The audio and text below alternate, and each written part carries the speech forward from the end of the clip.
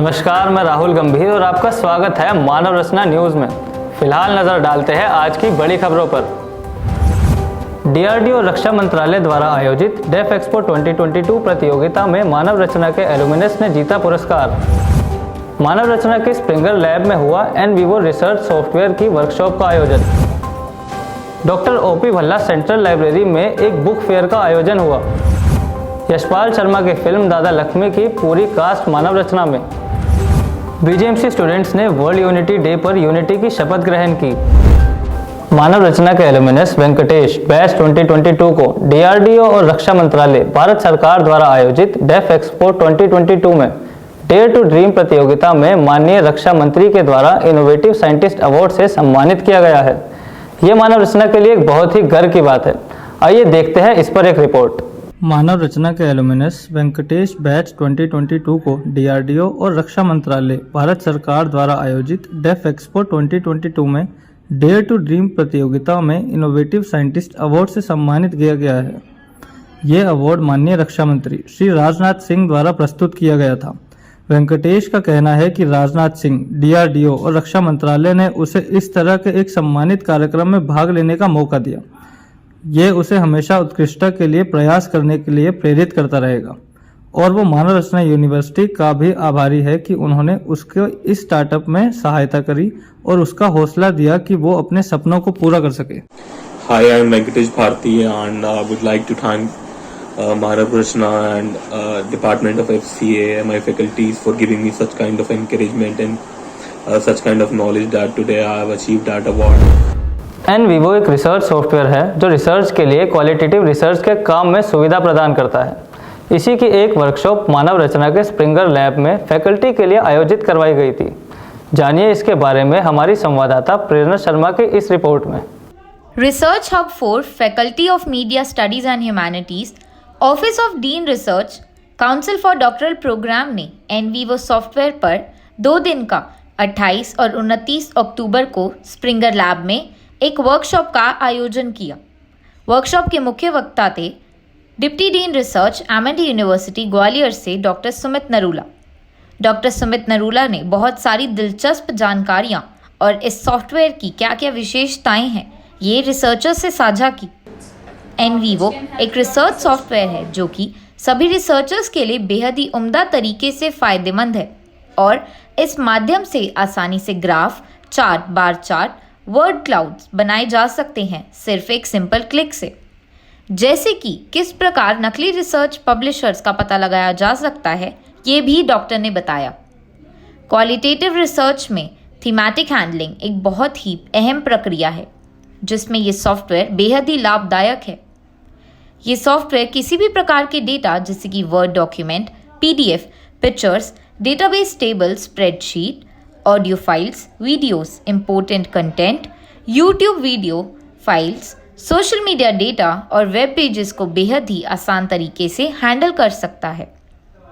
Research में data handling एक बहुत ही महत्वपूर्ण कार्य है और मुश्किल काम भी है जिसमें कि काफ़ी समय लग जाता है और ये सॉफ्टवेयर इन सभी कामों में सहूलियत देता है। डॉक्टर सुमित ने बहुत सारे रिसर्च पेपर्स भी उस सॉफ्टवेयर पे दिखाए और बाकी सभी रिसर्चर्स को उसका प्रदर्शन किया कि किस तरीके से सॉफ्टवेयर पर काम हो सकता है और सुविधा मिल सकती है। Doctor OP Bhalla central library में एक बुक फेयर का आयोजन किया गया जिसमें सभी स्टूडेंट्स एंड टीचर्स ने बहुत ही जोर शोर से हिस्सा लिया और अपने पुस्तक प्रेम को प्रदर्शित करते हुए बुक फेयर में भाग लिया। आइए देखते हैं हमारी संवाददाता वैभवी नेगी की report. Doctor OP Bhalla central library ने शनिवार को टी ब्लॉक के सेमिनार हॉल में एक बुक फेयर का आयोजन किया। इस बुक फेयर में नेशनल व इंटरनेशनल पब्लिशर्स ने टेक्स्ट बुक्स और रेफरेंस बुक की प्रदर्शनी लगाई। बुक फेयर में 11 पब्लिशर्स मौजूद थे जिनमें से वाइली, एस जान, कैम्ब्रिज, पियर्सन कुछ नामी पब्लिशर्स थे। बुक फेयर में commerce, hospitality, dentistry, management, English, journalism जैसे विषयों की पुस्तकें शामिल की गयी। बुक फेयर को फैकल्टी मेंबर्स, स्टाफ मेंबर्स और छात्रों से शानदार प्रतिक्रिया मिली। छात्रों व अध्यापकों ने अपने लिए व लाइब्रेरी के लिए पुस्तकें खरीदी। एक नई किताब एक नई दुनिया खोलती है। इसकी अपील विशुद्ध रूप से शाश्वत है। इसी विचार को ध्यान में रखते हुए हमने बुक एग्जीबिशन का आयोजन किया था 29 अक्टूबर को। जिसमें विभिन्न के फैकल्टीज और स्टूडेंट्स ने भाग लिया। और बुक एग्जीबिशन ऑर्गेनाइज करने का पर्पस ये था कि अच्छी अच्छी बुक्स को हम लाइब्रेरी में खरीद पाएँ और अच्छी अच्छी जो टाइटल पब्लिश हुए हैं वो पब्लिशरों को पता चले। यशपाल शर्मा की फिल्म दादा लक्ष्मी के प्रमोशन के लिए उनकी पूरी कास्ट मानव रचना में आई। मूवी की शुरुआत से आखिर तक का सफर उन्होंने मानव रचना के स्टूडेंट्स और टीचर को बताया, बहुत ही रोमांचक तरीके से। आइए देखते हैं हमारी संवाददाता पूंजी शर्मा की रिपोर्ट। Department of journalism and mass communication ने यशपाल शर्मा का दादा लक्ष्मी फिल्म के प्रमोशन के लिए स्वागत किया। इस फिल्म को हरियाणा के सूर्य कवि पंडित लक्ष्मी चंद के जीवन पर आधारित किया गया है। फिल्म को बेस्ट हरियाणवी फिल्म का राष्ट्रीय अवार्ड भी मिला है। मानव रचना में फिल्म के सह निर्माता एवं अभिनेता यशपाल शर्मा ने बताया कि 5 साल की कड़ी मेहनत के बाद ये फिल्म तैयार हुई थी। इस फिल्म में दादा लक्ष्मी के जीवन के बारे में जानने और समझने के लिए हरियाणा के कोने कोने में बुजुर्गों और उन लोगों से जानकारी जुटाई गई थी जो दादा लक्ष्मी जी के संपर्क में हैं। ये दादा लक्ष्मी फिल्म है। फिल्म का देखिए दादा लक्ष्मी का रोल है, ये उनकी बहन है तो ये उनके विलेन है फिल्म के।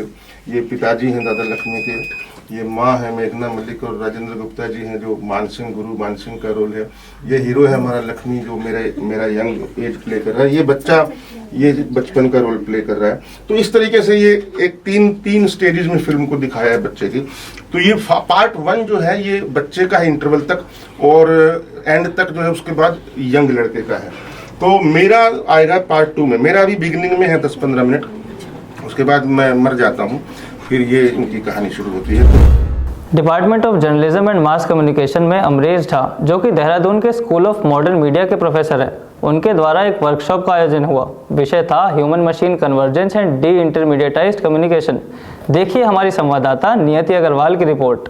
Department of journalism and mass communication ने human machine convergence and the intermediatised communication पर वीरवार को वर्कशॉप का आयोजन किया। Doctor Amresh Jha, associate professor, school of modern media, UPES, Dehradun, workshop के रिसोर्स पर्सन थे। डॉक्टर अमरेश झा ने ब्लॉकचेन बेस्ड कम्युनिकेशन प्लेटफॉर्म्स के बारे में बताया, जिससे कंटेंट क्रिएटर को एक अच्छा सोर्स मिल जाता है पैसे कमाने का। उन्होंने आगे ब्लॉकचेन के मीडिया कंटेंट डिस्ट्रीब्यूशन के महत्व, blockchain cyber security, crypto currency, piracy and monetisation के बारे में भी बताया। वर्कशॉप के अंत में छात्रों ने डॉक्टर अमरेश से कुछ सवाल पूछे, जिनमें से एक सवाल था, क्या किसी कंटेंट प्लेटफॉर्म के एल्गोरिथम को हार्मफुल कंटेंट को बढ़ावा देने के लिए जिम्मेदार ठहराया जा सकता है, सिर्फ इसलिए कि वह कंटेंट व्यूअर्स को आकर्षित करे? जिसका डॉक्टर अमरेश ने बखूबी जवाब दिया।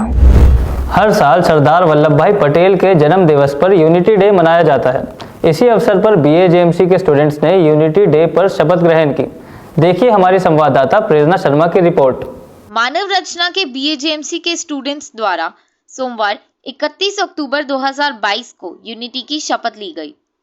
अपने देश की एकता को संपूर्ण रूप से पूरा करने के लिए हमारे स्टूडेंट्स ने, जो कि हमारे देश की युवा पीढ़ी है, उन्होंने यूनिटी की शपथ ग्रहण की।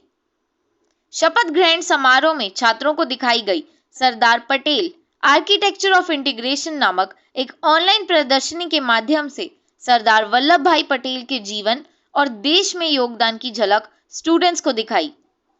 डीएजेएमसी में प्रदर्शनी की शुरुआत जर्नलिज्म और मास कम्युनिकेशन के associate professor doctor Krishna Pandey ने की थी, जिन्होंने भारत के आयरन मैन सरदार पटेल के जीवन और योगदान की झलक दिखाई। पीपीटी के रूप में प्रदर्शनी छात्रों को दिखाई गई और प्रश्न उत्तर सेशन भी हुआ। आज के लिए इतना ही। देखते रहिए मानव रचना न्यूज़।